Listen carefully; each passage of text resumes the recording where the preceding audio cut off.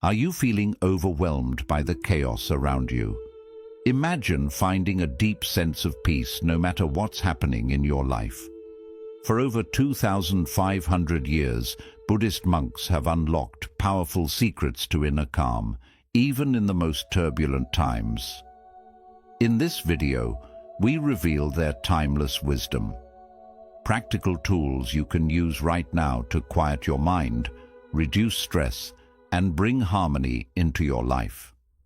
Whether you're searching for clarity, balance, or a sense of purpose, these ancient teachings offer a path to true peace in a modern world. Ready to take the first step? The root of suffering. Understanding the cause of inner turmoil. It's early morning in a remote monastery nestled in the mountains of Bhutan. The air is crisp, and a soft mist drifts through the ancient trees. Inside a simple wooden hall, a group of monks sits silently on the floor. One of them, an elderly master with deep-set eyes and a presence that feels like still water, speaks in a calm voice that cuts through the silence. Suffering, he says, begins not with what happens to us, but with how we react to it. Let's pause there for a moment. This single sentence holds a truth that has echoed through Buddhist teachings for thousands of years. We often think our pain is caused by external events, stressful jobs, broken relationships, financial struggles, but Buddhism offers a radically different perspective. The true source of our suffering isn't out there, it's inside us. It's the stories we tell ourselves, the expectations we cling to, the fears we refuse to let go. If we want to find peace in a chaotic world, we need to go straight to the root. Imagine holding a glass of water. It's light at first, but if you hold it for minutes, hours, days, it becomes unbearable. That's what we do with our emotions and our thoughts. We grip them tightly, refusing to set them down. And over time, they weigh us down until we're exhausted. The Buddha called this dukkha, often translated as suffering or dissatisfaction, but it's more than that. It's the deep, restless feeling that something's missing, that life should be different, that we're not enough. This feeling drives much of what we do, whether we realize it or not. Now, here's where the first big shift happens. Buddhism teaches that dukkha has a cause, and if it has a cause, it also has a solution. That cause is attachment. We get attached to ideas, outcomes, people, and identities. We want things to be a certain way, and when they aren't, we suffer. We resist change, even though everything around us and inside us is always changing. Think about it. How much energy do we spend fighting reality? We want people to treat us a certain way. We want our plans to go perfectly. We want life to be predictable. And when things fall apart, we take it personally. We tighten our grip. We think, if I try harder, I can control this. But the harder we try to control life, the more out of control we feel. Here's a story that makes it clearer. There was once a monk who lived in a small village. Every day, he swept the temple grounds before sunrise. One morning, a fierce storm rolled in overnight. He woke to find the entire courtyard covered in leaves and branches. Frustrated, he grabbed his broom and started sweeping. As soon as he cleared an area, more leaves fell. No matter how hard he worked, he couldn't keep the courtyard clean. An old master passed by and watched him for a while. Then he said, "You can keep sweeping endlessly, or you can learn to sit and watch the leaves fall." The monk realized that peace wasn't about controlling every leaf. It was about accepting the nature of things and letting go of the need to fix everything. This is what Buddhism means by understanding the root of suffering. It's not that we stop caring, it's that we stop clinging, we stop demanding that life be different from how it is in this moment. Now, you might be thinking, easier said than done. And you're right. But here's the thing. Buddhism doesn't ask us to believe blindly. It invites us to test these ideas in our own lives. Try this. Next time something upsets you, pause for a second. Ask yourself, what am I clinging to right now? Maybe it's your pride. Maybe it's an expectation of how someone should behave. Maybe it's a story about how things should have gone. And then ask, what happens if I loosen my grip just a little? It's not about giving up or being passive. It's about making space. Space to breathe. Space to see things as they are, not as we wish they were. The Buddha's insight was that all suffering comes from craving and attachment. But he didn't stop there. Imagine a river flowing swiftly. You can jump in and try to swim against the current, struggling and tiring yourself out. Or you can float, letting the current carry you. The river is life. You can fight it, or you can trust its flow. Understanding the root of suffering isn't about becoming indifferent. It's about learning to float. In the next chapter, we'll explore how mindfulness helps us stay present, no matter how fast the current flows. Mindfulness in daily life. Mastering the present moment. Picture this. You're walking through a quiet forest early in the morning. The ground is soft beneath your feet. There's a faint scent of pine in the air. Birds are calling to one another high in the trees. You take a deep breath, and for a moment, everything feels still. Time slows down. You're not thinking about your to-do list. You're not worrying about the past or the future. You're just here. This feeling, being completely in the moment, is at the heart of mindfulness. But here's the thing. Mindfulness isn't something reserved for monks on a mountaintop or for moments of perfect peace. It's something you can practice anytime, anywhere, even in the middle of a noisy, messy, unpredictable life. And when you do, it changes everything. Let's start by clearing up a common misunderstanding. Mindfulness isn't about stopping your thoughts. You're not supposed to turn off your mind or force yourself into a state of blank emptiness. Thoughts will always come and go. That's what minds do. The goal of mindfulness is to become aware of what's happening without getting swept away. Imagine you're sitting beside a river. The water is flowing by, carrying leaves, twigs, and bits of debris. Your thoughts are like those objects in the water. You don't have to jump in and grab them. You just watch them pass. Sometimes you'll get distracted and find yourself splashing around in the middle of it all. That's normal. When you notice, you simply return to the riverbank and keep watching. Now, let's bring this down from the mountains and into real life. How do you practice mindfulness in the middle of a chaotic world?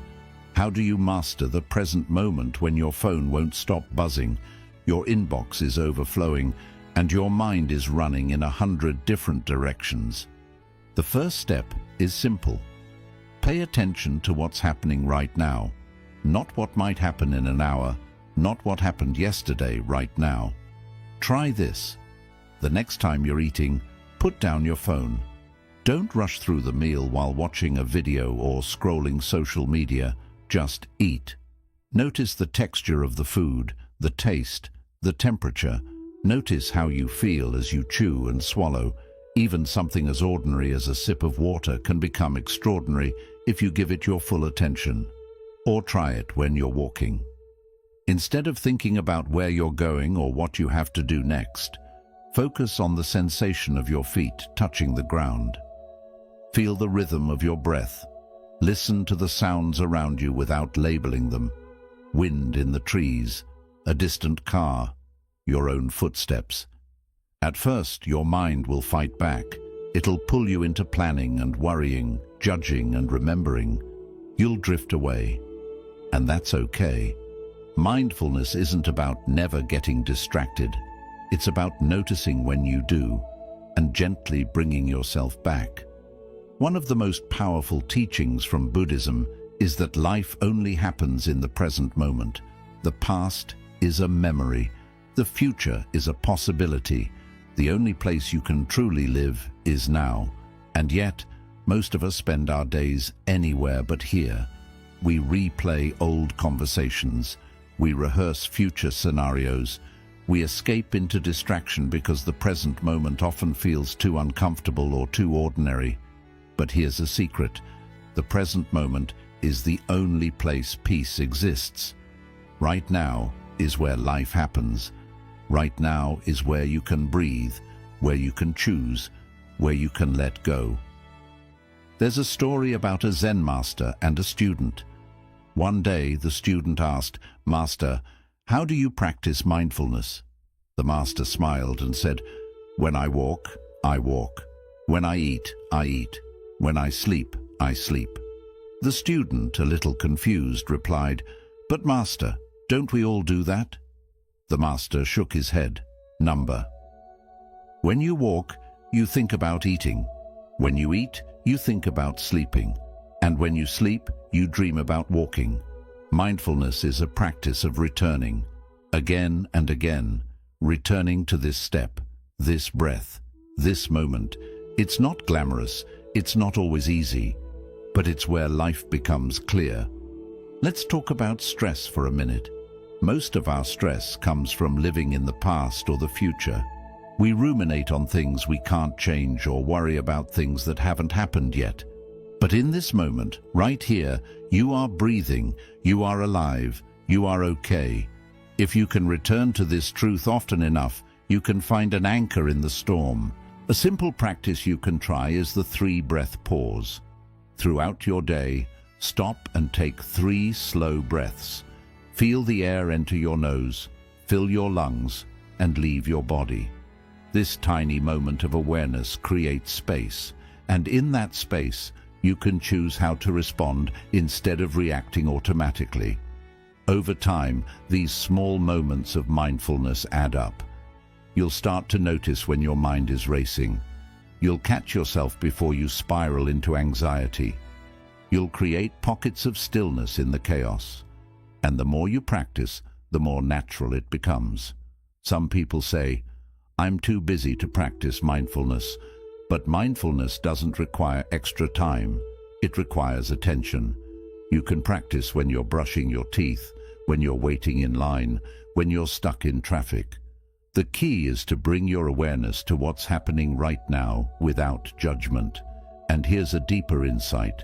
When you become mindful of the present moment, you start to see things as they really are, not as you wish they were. You notice the tightness in your shoulders before it becomes pain. You recognize the frustration building up before it turns into anger. You hear the tone in your friend's voice that tells you something's wrong. You become more attuned to life, more awake, more alive. One of the gifts of mindfulness is gratitude. When you slow down and pay attention, you begin to appreciate the small things. The warmth of sunlight on your face, the sound of laughter, the feeling of water on your skin when you wash your hands. These moments are always there. We just need to notice them. In the chaos of the modern world, mindfulness is like an anchor. It keeps you steady when the waves get rough. It helps you find clarity when everything feels confusing. And it gives you back the one thing no one else can give you: your life fully lived. In the next chapter, we'll explore how compassion deepens this practice and helps us transform our relationships, not just with others, but with ourselves. The power of compassion. Transforming relationships and emotions. Compassion is one of the most powerful forces in Buddhism, and it has the ability to completely transform how we relate to others and ourselves. But real compassion isn't about pity or feeling sorry for someone. It's about recognizing shared humanity, the understanding that everyone, in some way, is carrying pain, just like you. It's about seeing beyond someone's behavior and realizing there's always a deeper story. Someone who's impatient might be carrying stress you can't see. Someone who's distant may be protecting themselves from past wounds. Compassion allows us to look past the surface and respond with kindness instead of judgment. And here's where it gets deeper. Compassion doesn't begin with others, it starts with yourself. This can be the hardest place to direct compassion because most of us are far more critical of ourselves than we are of anyone else. Buddhism teaches that self-compassion is the foundation for offering compassion to others. If you're constantly hard on yourself, it's difficult to extend genuine kindness outward. That's why practices like loving-kindness meditation often start with you. You repeat simple phrases. May I be happy. May I be safe. May I be at peace. At first it might feel strange, but over time something shifts. You soften toward yourself. You become less harsh and more accepting of your imperfections. And that opens the door to understanding others more deeply. When we approach people with compassion, it changes how we interact. Instead of reacting to someone's anger with anger, we pause. We ask, what's really going on here? Maybe they're overwhelmed. Maybe they're afraid. This doesn't excuse harmful behavior, but it helps us respond with wisdom instead of impulse. There's a famous Buddhist story where a man insults the Buddha, trying to provoke him. But the Buddha stays calm and simply asks, if someone offers you a gift and you do not accept it, to whom does the gift belong? The man answers, to the one who offered it. The Buddha smiles and says, then I do not accept your anger. This simple teaching reminds us that we don't have to take on other people's pain. We can hold space for it without being consumed by it. Compassion also requires boundaries. It's not about saying yes to everything or allowing yourself to be mistreated. Sometimes the most compassionate response is to walk away, to say no, or to let someone face the consequences of their actions. True compassion comes from a place of strength, not weakness. It's clear, wise, and grounded. And when we practice compassion this way, we build deeper, more honest relationships, ones where kindness and respect go hand in hand. In everyday life, you can practice compassion in small but meaningful ways. Listen to someone without interrupting. Offer a kind word when it's least expected. Give yourself grace when you make a mistake. And when you find yourself frustrated with someone, pause and ask, what pain might they be carrying? That question alone can shift your entire perspective. In the next chapter, we'll explore detachment. Not as cold indifference, but as a way to free yourself from the need to control, allowing you to love and live more openly. Detachment without indifference. Finding freedom from control. Let's take a moment to be honest. Life is unpredictable. People change. Plans fall apart. Things don't always go the way we want them to. And yet, we spend so much of our time trying to hold everything together, controlling every outcome, clinging to what we think should happen. It's exhausting. Buddhist detachment offers us another way. It's not about walking away from life or shutting down your emotions. It's about finding freedom from the constant need to control. It's the practice of holding life gently, not tightly. Here's a common misunderstanding. Many people think detachment means not caring. That couldn't be further from the truth. Detachment isn't indifference. It's a kind of love that doesn't come with strings attached. It's a deep engagement with life, without the fear of losing what you love or needing things to be a certain way in order to be happy. Take relationships, for example. We often believe that love means holding on tightly. We try to control how others treat us, how they feel about us, even who they are. And when they change or pull away, we suffer. But detachment teaches something different. It says, love them fully, but let them be free. You're not here to possess anyone or anything. You're here to experience them, appreciate them, and let them go when the time comes. Imagine holding water in your hands. If you squeeze too hard, it slips through your fingers. But if you hold it gently, it stays. Life works the same way. One of the core ideas in Buddhism is impermanence. Everything changes. People come and go. Success fades. Pain heals. Knowing this, detachment invites us to stop resisting change and to trust the flow of life. You don't have to like everything that happens, but you can accept it. You can stop fighting reality and find peace in the middle of it. Here's a short story that captures this beautifully. A monk once said to his students, "You see this glass? I love this glass. It holds water beautifully. It glows in the sunlight. But one day, the wind may blow it over, or it might fall off the table and break. So, I hold this glass knowing it's already broken, and because I know this, I can enjoy it fully now." That's detachment.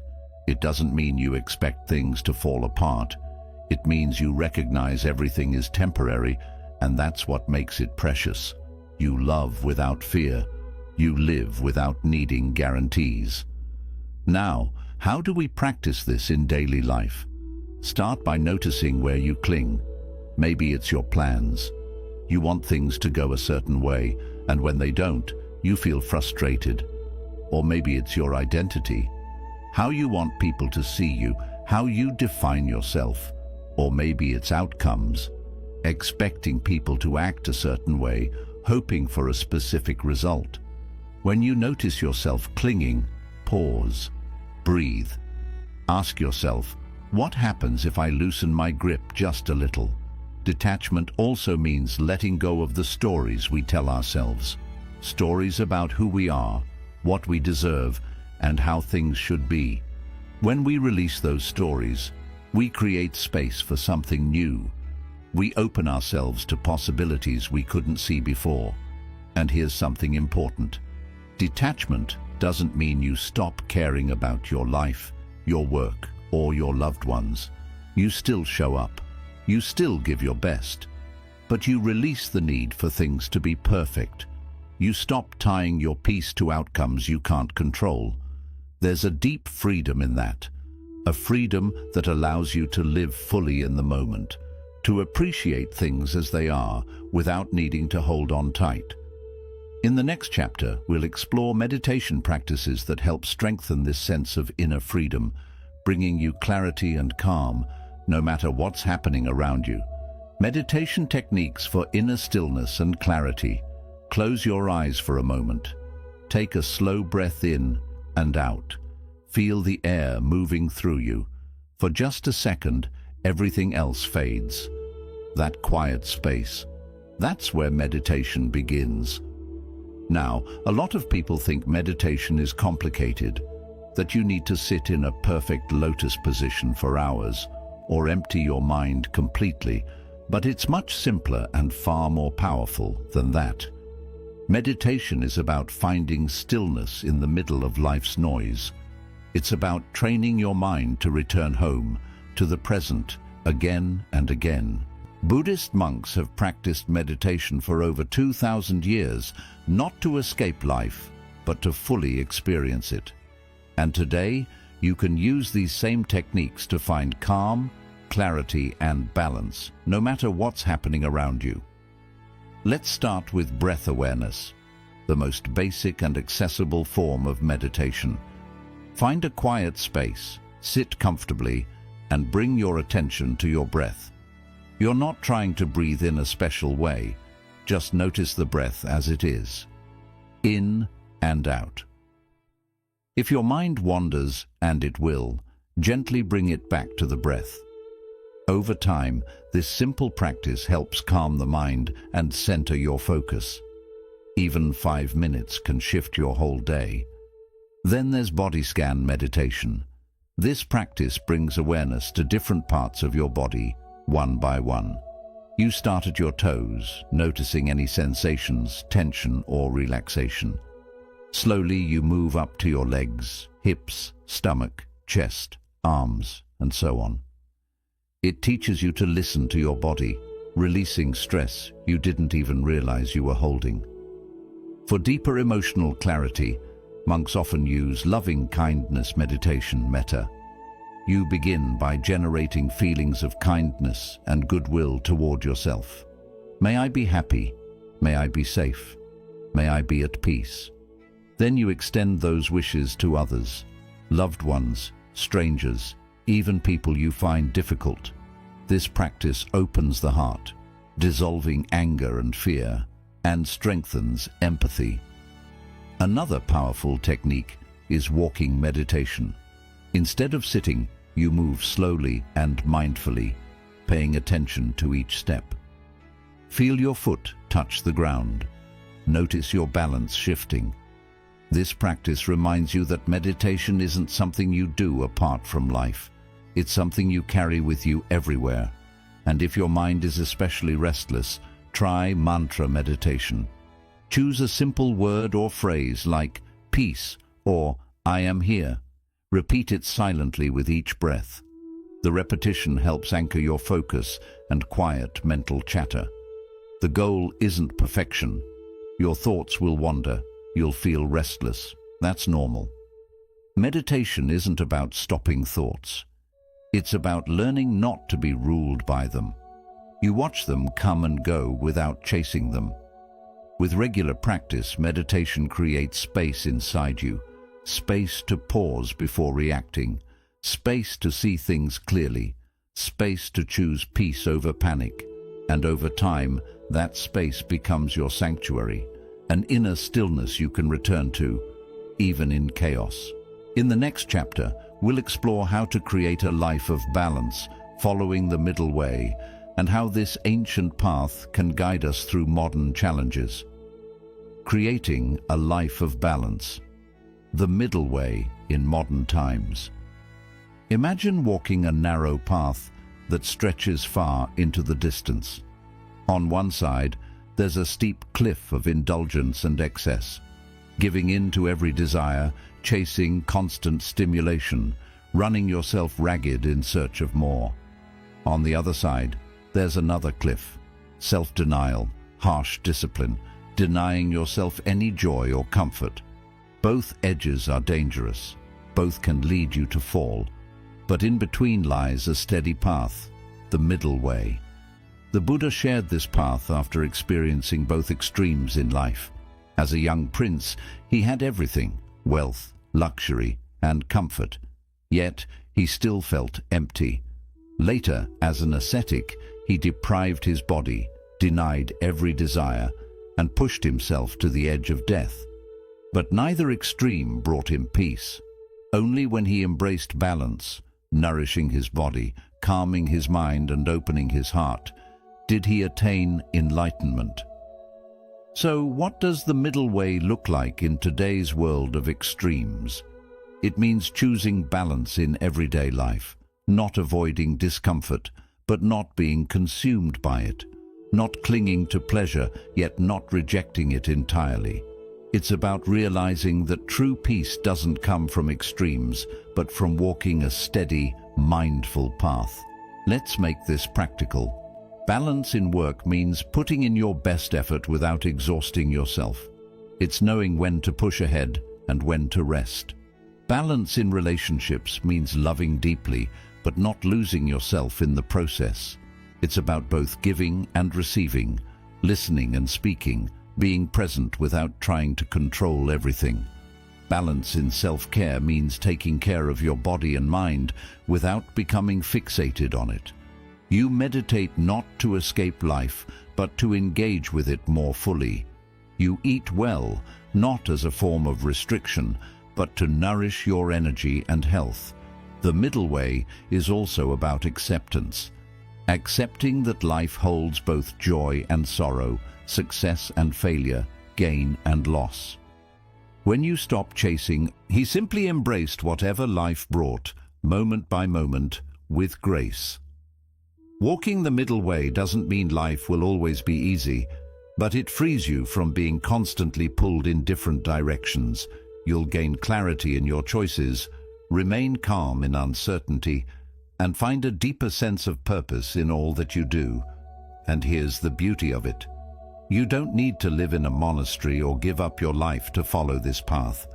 It's found in your everyday choices, in how you speak, how you listen, how you show up for yourself and others. Every moment is an opportunity to return to balance. As we reach the end of this journey together, remember, peace isn't something distant. It's not hidden in a faraway temple or locked inside ancient texts. It's within you, waiting to be discovered. The Buddhist path isn't about adding more. It's about quieting the noise until you discover the simple, steady rhythm of your breath, your life. If this video brought you clarity or sparked something within you, consider subscribing to the channel. We have more teachings, stories, and practices to share, tools to help you bring peace into your daily life. And I'd love to hear from you. Which part of this journey spoke to you the most? Leave a comment below and let's continue the conversation. Your insights might be exactly what someone else needs to hear. Thank you for being here. Until next time, keep walking the middle way.